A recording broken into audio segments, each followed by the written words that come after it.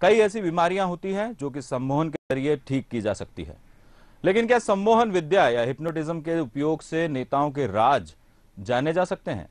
हम ये सवाल इसलिए पूछ रहे हैं क्योंकि ऐसी कोशिश हुई है। किसने की है कोशिश और क्या था वो राज, देखिए हमारे इस खास पेशकश में। हिप्नोथेरेपिस्ट का चैम्बर के बाहर बीजेपी नेताओं का हुजूम।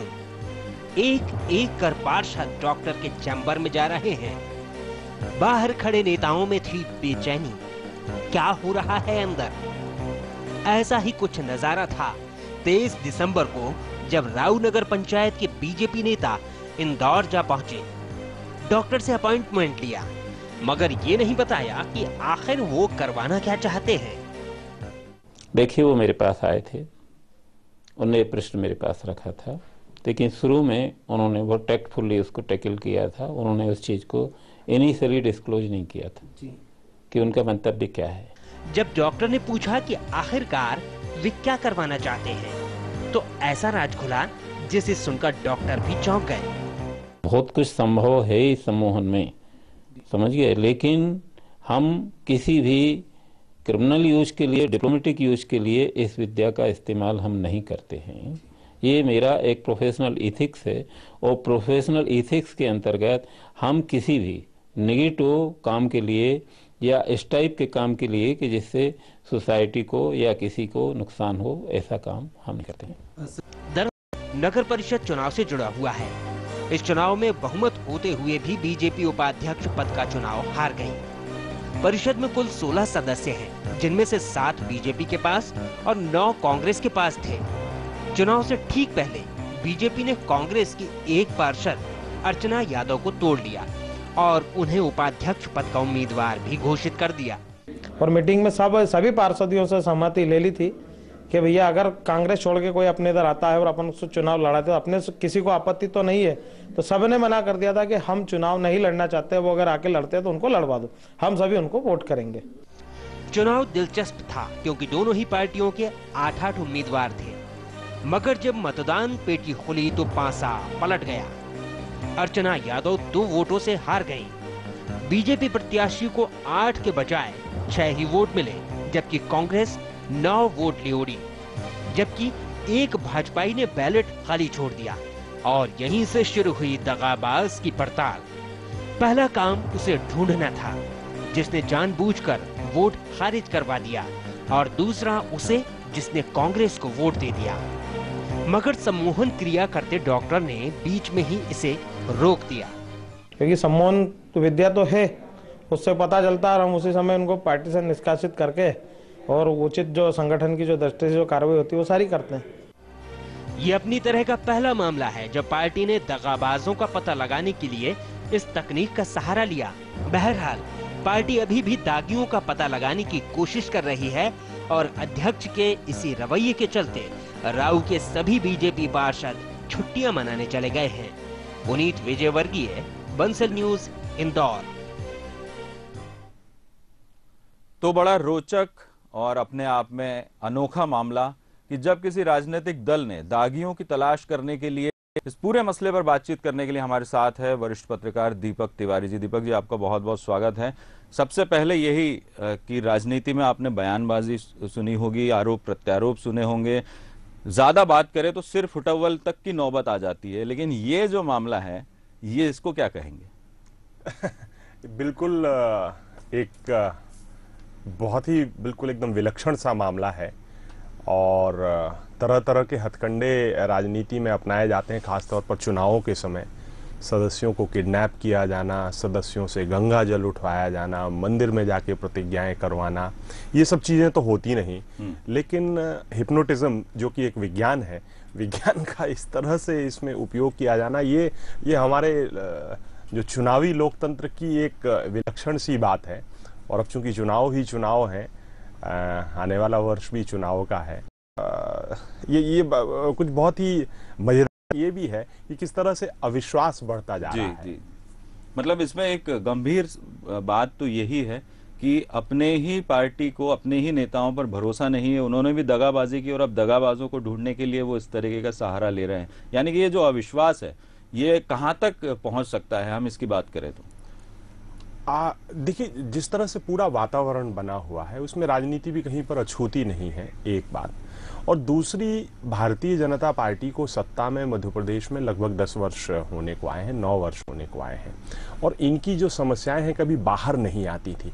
इसको मैं एक दूसरे रूप में भी देख रहा हूँ। मंडी चुनाव अभी जो चल रहे हैं उसमें भी अध्यक्ष अब बनने हैं, उसमें हर जो 300 के करीब जो मंडियां हैं उनमें इसी तरह के चुनाव होना है। तो ये जो भीतर की जो गुटबाजी है वो इस तरह से बाहर आ रही है। और एक और संकेत में इसमें मैं पढ़ता हूं, जैसा कि आप उम्मीदवार को भारतीय जनता पार्टी ने पहले तोड़ा और उसको अपने पास ला, आपको अध्यक्ष बनाएंगे। भारतीय जनता पार्टी एक बहुत ही कैडर बेस्ड पार्टी मानी जाती है। अब उसमें अचानक कांग्रेसी को किसी को लाके आप अध्यक्ष बना दीजिए तो वही कैडर आखिर है तो इंसान, उसने विद्रोह कर दिया। और ये भारतीय जनता पार्टी के भीतर का विद्रोह है जो इस तरह से परिलक्षित हुआ, बहुत ही एक अलग तरीके से। बिल्कुल एक अलग तरीके से। और सीधे चलते हैं इंदौर स्टूडियो, जहां पुनीत विजयवर्गीय हमारे संवाददाता हमसे जुड़ चुके हैं। पुनीत, सबसे पहले आपसे ये जानना चाहेंगे कि ये ऐसी स्थिति बनी क्यों जब जो कांग्रेस की पार्षद थी भारतीय जनता पार्टी में शामिल हुई उसके बाद उन्हें पर्याप्त वोट क्यों नहीं मिले, क्या वजह सामने आ रही है? देखिए विजय जी, आपको बताना चाहेंगे अपने आप में काफी रोचक ये मामला था और कहीं ना कहीं इसमें जो जीत है वो कांग्रेस की ही जीत है। चाहे बात करें के लिए समर्थन चाहिए था, उसमें भी कांग्रेस सरकार कहीं ना कहीं अपने हथकंडे एफडीआई पे पूर्ण समर्थन पाने में कामयाब हुई। उसी तरह से यदि बात करें तो चाहे केंद्र सरकार की बात हो या नगर पंचायत स्तर की बात हो, यहां पर भी कहीं ना कहीं कांग्रेस पार्टी ने अपना जो ढंग है उसी को अपनाते हुए ये पूरा काम किया है। जहां तक इसमें वजह की बात करें तो वजह अभी तक इसकी साफ नहीं हो सकी है कि क्या वो वजह थी कि जिसके कारण जो भाजपा पार्षद है वो अपनी ही पार्टी के खिलाफ हो गए। इसी वजह को पता करने के लिए जो भाजपा राव अध्यक्ष हैं उन्होंने इतना बड़ा कदम उठाया है। कहीं ना कहीं जहां तक सूत्रों की बात की जाए तो सूत्रों के हवाले से यह कहा जा सकता है कि जो प्रत्याशी भाजपा ने उम्मीदवार के तौर पर खड़ा किया था, कहीं ना कहीं उन्हीं के प्रति नाराजगी थी भाजपाई पार्षदों में। हालांकि जो राव नगर अध्यक्ष हैं, भाजपा के राव नगर अध्यक्ष हैं, उनकी बात माने तो उनका कहना है कि सभी पार्षदों से बात करने के बाद ही उन्होंने जो अर्चना उम्मीदवार घोषित किया था। विजय जी, पुनीत है जो कि हिप्नोथेरेपिस्ट है, जिनके पास ये तमाम सारे लोग पहुंचे थे, क्या डॉक्टर सिंह के पास ये पहला इस तरह का मामला था राजनीतिक दल की तरफ से, या इससे पहले भी उनके पास ऐसे मामले आते रहे हैं? जी देखिए, डॉक्टर सिंह की यदि बात करें तो डॉक्टर सिंह के मुताबिक पहले भी इस तरह के कुछ मामले उनके पास आए हैं, लेकिन वो इस तरह से बिल्कुल नहीं थे। कहीं ना कहीं पुलिस अधिकारी उनके पास पहुंचते रहे हैं, राजनेता उनके पास पहुंचते रहे हैं, जो अपने ही अंदरूनी लोगों के साथ कुछ न कुछ जानकारी निकालने की ये प्रयास किए गए हैं। लेकिन राजनीतिक स्तर पर बात की जाए तो जो भाजपा नगर अध्यक्ष ने किया है वो अपने आप में काफी अनोखा मामला था और वो उन्होंने वर्क भी शुरू कर दिया था इस पर। लेकिन जब उन्हें पूरी स्थिति क्लियर हुई, साफ हुई, उसके बाद उन्होंने इस तरह से मेडिटेशन करने से मना कर दिया। डॉक्टर सिंह के मुताबिक वो सिर्फ रोगों का इलाज करने के लिए कार्य करते हैं या कहीं ना कहीं पुलिस को जब मदद की जरूरत होती है तो वो सामने आते हैं, लेकिन इस तरह से पॉलिटिकल मामलों में वो कभी भी लोगों की मदद नहीं कर पाते हैं। विजय जी, बिल्कुल। और इस राव नगर परिषद के जो उपाध्यक्ष है, जो नवनिर्वाचित उपाध्यक्ष है, इनकी बजाय जिनको उपाध्यक्ष बनना था लेकिन ये बन गए, कहीं ना कहीं जो समीकरण बदले हैं। राजेश जी, आपसे ये जानना चाहेंगे कि अचानक जो समीकरण बदले हैं, क्या कांग्रेस की क्या रणनीति रही थी? आपकी एक पार्षद तो छोड़कर चली गई थी कांग्रेस पार्टी को। हेलो, हाँ राजेश जी, आवाज मिल रही है आपको? हाँ, क्या वजह रही है कि चुनाव में आप जीत हासिल की है, आपने उपाध्यक्ष बने हैं, आपकी एक कांग्रेस की जो पार्षद थी वो पार्टी छोड़कर बीजेपी में शामिल हो गई थी, समीकरण बदल गए थे, उसके बाद भी ऐसे क्या समीकरण कांग्रेस ने बैठाए हैं? और किन बीजेपी नेताओं पर आप भरोसा, यानी कि किसने आपको वोट दिया होगा, क्या मानते हैं? भैया क्या हुआ, सर्वप्रथम तो हमारा जो 2.5 साल का काम था मेरा और वर्षा जी फूले का, जो रावनगर के, और हमारे कांग्रेस पार्टी का, वो 2.5 सालों में हमने जो करके बताया वो काम को सहारा गया और बीजेपी के पार्षदों ने हमारे काम को देखते हुए हमें वोट करा है और मुझे विजयी बनाया। मतलब आपका जो काम था उसको देखते हुए बीजेपी ने आपको वोट दिया अपनी पार्टी से बगावत करके? हाँ, हमारे काम को देखते हुए हमने निष्पक्ष रूप से बीजेपी और कांग्रेस के पार्षदों का काम करा है। जी। बीजेपी और कांग्रेस नहीं समझते हुए 5 साल के लिए जो भी जीते उनका हमने काम करा है। क्या इसमें कुछ कांग्रेस ने बात की थी बीजेपी पार्षदों से, पार्टी की तरफ से कोई बात हुई थी? हमने किसी भी तरह की बात किसी भी बीजेपी के पार्षद से नहीं करी थी। जी। किसी भी तरह की बात नहीं करी हमने बीजेपी के पार्षदों से। यानी उन्होंने अपने मन से वोट किया है आपको और आपके कामों को देखते हुए? हाँ, उन्होंने अपने मन से वोट किया है हमारे काम को देखते हुए। और हमारा जो एक पार्षद टूटा, हाँ, हमारा जो एक पार्षद बीजेपी के पक्ष में गया, उससे असंतुष्ट होके भी उन्होंने हमको वोट करा है। जी।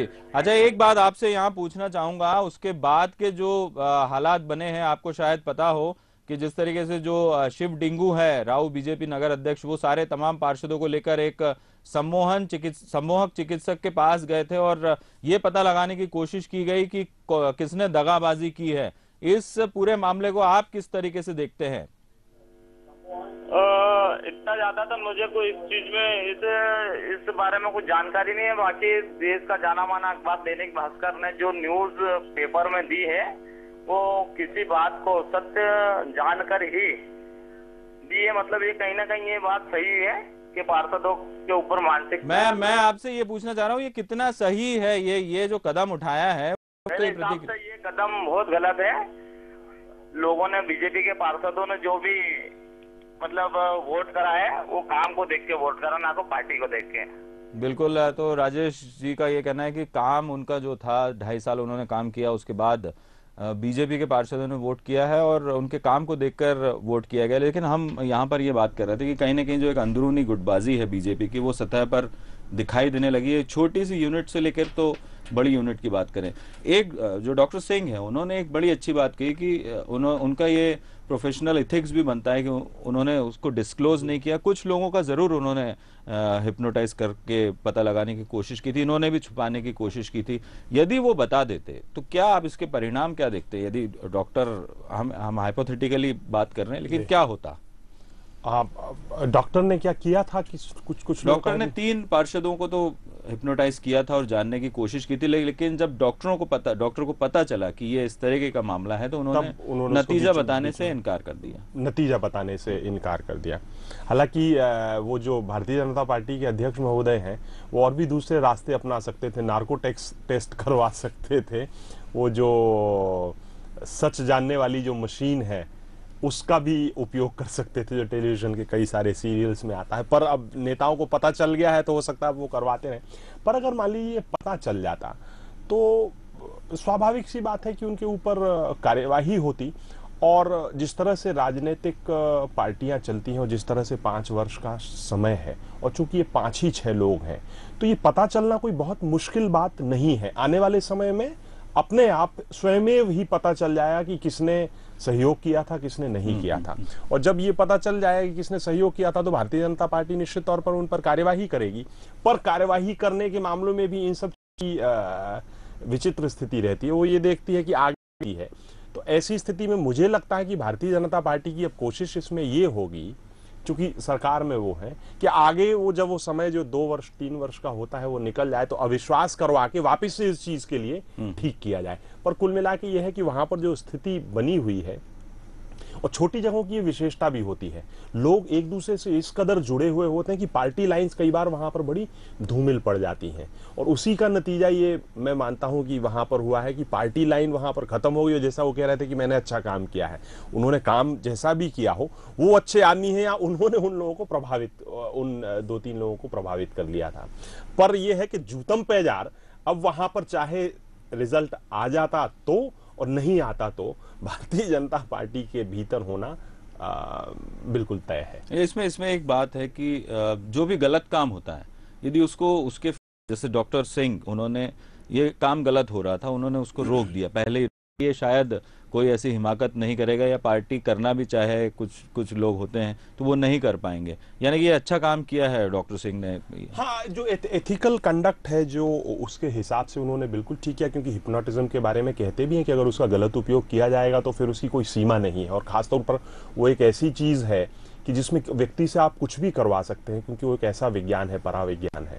तो उन्होंने स्वाभाविक तौर पर बड़ी जिम्मेदारी का परिचय दिया है, पर गुपचुप तौर पर कोई दूसरा ऐसा नहीं करेगा इसकी कोई जिम्मेदारी नहीं है। संस्थागत तौर पर मुझे लगता है अगर भारतीय जनता पार्टी के भी बड़े नेताओं के संज्ञान में ये बात आती तो कभी कोई इसकी सहमति नहीं देता। सीधे बात करते हैं पुनीत से। पुनीत, एक सवाल ये पूछना चाहते हैं कि शिव डिंगू जो राव बीजेपी के नगर अध्यक्ष है, उनको ये आइडिया कहां से आया? आपने उनसे बातचीत की है तो कहां से उनको ये आइडिया आया था कि इस तरीके से पता लगाया जा सकता है?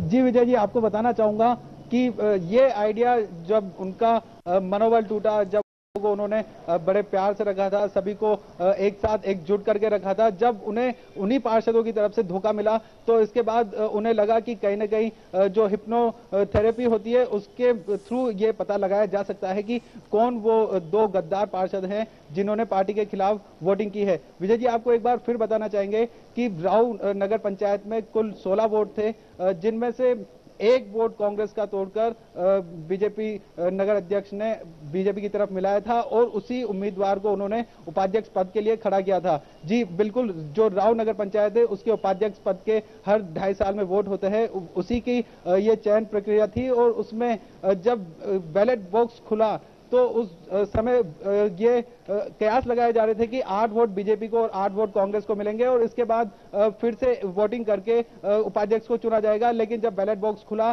तो बीजेपी के हिस्से में मात्र 6 वोट थे, कांग्रेस के हिस्से में 9 वोट थे और जो एक था वो पूरी तरह से ब्लैंक था, खाली था। किसी बीजेपी पार्षद ने वहां पर वोट नहीं दिया। इसी की जानकारी लगाने के लिए, उन दो गद्दार लोगों का पता लगाने के लिए उनके दिमाग में यह आइडिया आया कि बिल्कुल। पुनीत, इसमें एक सवाल यह है कि जैसे अब जो पार्षद है बीजेपी के वो छुट्टियां मनाने चले गए हैं, यानी कि अध्यक्ष पीछे पड़े हुए हैं कि उस गद्दार को ढूंढा जाए, उस दगाबाज को ढूंढा जाए, उन दो पार्षदों को ढूंढा जाए, लेकिन जो पार्षद है वो छुट्टियां मनाने जा चुके हैं, यानी कि कहीं ना कहीं वो भी नाराज हैं इस पूरी कवायद से। आखिरकार वो उनके साथ चले कैसे? क्या उनको भी पता नहीं था कि कुछ इस तरीके से होने वाला है? देखिए, यहाँ पर जब बीजेपी की हार हुई उसके बाद सबसे ज्यादा जो रोष देखा गया उन कार्यकर्ताओं में देखा गया जो जमीनी स्तर पर कार्य करते हैं। कार्यकर्ताओं में यहाँ पर काफी रोष था और जब कार्यकर्ताओं ने इस पूरे मामले में दबाव बनाया उसके बाद ही यह फैसला लिया गया और उस टाइम पर सभी पार्षद एकजुट होकर वहां जाने के लिए तैयार हुए और सभी लोग बेहिचक होकर वहां गए। लेकिन जब वहां पर डॉक्टर ने मना कर दिया पूरी बात जानने के बाद, और उन्होंने जो जिन लोगों का भी नतीजे जब उन्होंने बताने से मना कर दिए, तब वहां पर और ज्यादा असंतोष की भावनाएं फैली। और जो जब सभी को लग रहा था कि जो 2 लोग दगाबाज हैं वो पकड़े जाएंगे, बाकी 6 लोग यहां पर साफ सुथरे बच जाएंगे, जब ये जो डॉक्टर सिंह थे उन्होंने नतीजे बताने से मना किया, उसके बाद और ज्यादा असंतोष की स्थिति फैली और सभी लोग आपस में कहीं ना कहीं एक दूसरे पर शक करने लगे कि कहीं ये तो दगाबाज नहीं, कहीं वो तो दगाबाज नहीं। इसी के चलते जब और ज्यादा दबाव पार्षदों पर बनने लगा तो जो बड़े दिनों की छुट्टियां चल रही है, सभी बच्चों की इस वक्त स्कूल कॉलेजेस बंद है, इसी के लिए छुट्टी बिताने परिवार सहित सभी पार्षद। अच्छा, इसमें पुनीत एक सवाल ये है कि अब इन दगाबाजों को ढूंढने के लिए आप कौन सी, ये तकनीक तो फेल हो गई, अब आप किस तरीके से पता लगाया जा रहा है? देखिए, इस बारे में जब हमने शिव डिंगू जी से बात की तो उनका कहना था कि अब इंटरनल तरीके से पता लगाया जा रहा है, सोर्सेज के थ्रू ये बात पता लगाई जाएगी कि कौन वो दगाबाज 2 पार्षद है, क्योंकि कहीं ना कहीं जो भी व्यक्ति दगाबाज है वो नहीं पचा पाएगा कि उसने इस तरह की दगाबाजी पार्टी के साथ की है। और अब जो नगर अध्यक्ष है वो उसी दिन का इंतजार कर रहे हैं जब उन्हें कोई सूत्र उन्हें बताएगा कि हाँ ये व्यक्ति दगाबाज है, और उसके बाद ही वो पार्टी के आदेश अनुसार जो दगाबाज व्यक्ति है उसके ऊपर कार्रवाई करेंगे। और वो तो यहाँ तक कहते हैं कि उस व्यक्ति को मैं कड़ी से कड़ी सजा दूंगा। विजय जी, आपको एक और बात बताना चाहेंगे कि इस हार को शिव डिंगू की हार नहीं, जो बीजेवाईएम भारतीय जनता युवा मोर्चा के प्रदेश अध्यक्ष राव विधायक जीतू जिराती हैं उनकी हार के तौर पर देखा जा रहा है, क्योंकि जो पिछले दिनों मंडी चुनाव की यदि बात करें तो जीतू जिराती अपने गृहवार जो बीजलपुर है जहां के वो निवासी है उसी क्षेत्र से हार चुके हैं और उसके बाद राव नगर पंचायत से जो कि उनकी विधानसभा मुख्यालय है वहां पर भी वो जो उनकी पार्टी है बीजेपी पार्टी है वो उपाध्यक्ष चुनाव में हार चुकी है। तो इस पूरे जो ये मामला है इसे कहीं ना कहीं विधायक जीतू जिराती की भी हार से देखा जा रहा है। बिल्कुल बिल्कुल पुनीत, आपका बहुत बहुत शुक्रिया, आप हमसे जुड़े। तो कहीं ना कहीं विधायक जीतू जिराती उनसे ये पूरा मामला जोड़ के देखा जा रहा है, यानी कि लगातार जो हार मिल रही है उसके बाद ये फैसला ले। ये भी एक तरीके से साइकोलॉजी है, जब ज्यादा पार्टी हारने लगती है, हर चुनाव हारने लगती है, उसके बाद ये कदम उन्होंने उठाया। हाँ, थोड़ा सा तो इसमें देखिए फ्रस्ट्रेशन भी नजर आता है, क्योंकि जो लोग भी पॉलिटिकल फील्ड में हैं उनको ये समझना चाहिए कि जीत हार ये एक बहुत ही सतत चलने वाली प्रक्रिया है। और जो इस तरह के जो चुनाव होते हैं, ये बात अब किसी से छुपी नहीं है कि चुनाव के पहले सदस्यों को प्रभावित करने के लिए उन्हें तरह तरह की लालचें दी जाती हैं, कई जगह तो किडनैप भी किया जाता है। और ये कोई नई परंपरा नहीं है, ये पिछले 3-4 दशकों से चलती हुई आई परंपरा। जब विधानसभा के लिए भी जब इस तरह के मत होते हैं, मुख्यमंत्री चुने जाने होते हैं, सरकारों के वो होते हैं, तो किडनैपिंग होती है, वो कोई नई बात नहीं है। पर इसमें ये खोजने के लिए आप इस तरह की चीजें अगर अपनाएं तो फिर थोड़ा सा लगता है कि कहीं कुछ बहुत ही राजनीतिक स्वरूप में ही देखा जाना चाहिए। और कोई इतनी, और ये पता करना चोर की दाढ़ी में तिनका, 6 में केवल 2 ही लोग थे जिनके लिए आपको खोजना था कि 2 कौन से लोग हैं जो गड़बड़ हैं। जब ये ले जा रहे होंगे उनके लिए तो उस समय तो बिल्कुल तात्कालिक बात है। जैसे जैसे पुनीत बता रहे थे कि बहुत दबाव था पार्टी की तरफ से, और जो स्थानीय लोग थे, स्थानीय कार्यकर्ता थे, उनकी तरफ से भी दबाव था, और वो कह रहे थे कि कहीं ना कहीं इनको सजा मिलनी चाहिए। यानी कि अब एक टीम स्पिरिट जो होती है राजनीतिक दलों में, वो भी कहीं ना कहीं उसका नुकसान देखा जा रहा है, वो खत्म हो रही है। और जिस तरह से जो आदमी के अंदर जो आक्रामकता आ रही है कि किसी भी परिस्थिति में हमें चुनाव जीतना है, परिषद का उपाध्यक्ष का पद अगर इस स्तर पर लड़ा जा रहा है, तो मुझे तो लगता है कि आने वाला वर्ष चूंकि विधानसभा चुनावों का है, उस समय किस स्तर पर चीजें पहुंचेंगी। और अगर इसी तरह से, क्योंकि ये चीजें इस पर भी होंगी कि आपने भितरघात किया हमारे चुनाव में, तो हो सकता है उसके लिए तत्काल पार्टी से बर्खास्त करने की बात। तो ये सब चीजें, और राजनीतिक लोगों के लिए, नेताओं के लिए ये जानना कि किसने मुझे वोट किया है, किसने नहीं किया है, ये कोई बहुत मुश्किल बात नहीं होती है। इसमें समय की बात होती है। वो थोड़ा सा सब्र कर लेते, 1 महीने 15 दिन, अपने आप चीजें पता चल जाएंगी। और वहां के लोग जानते हैं कि वो पता चल जाएंगी। बिल्कुल बिल्कुल, चीजें तो बहुत जल्दी पता चल सकती है। दीपक जी, आपका बहुत बहुत शुक्रिया हमसे बातचीत करने के लिए।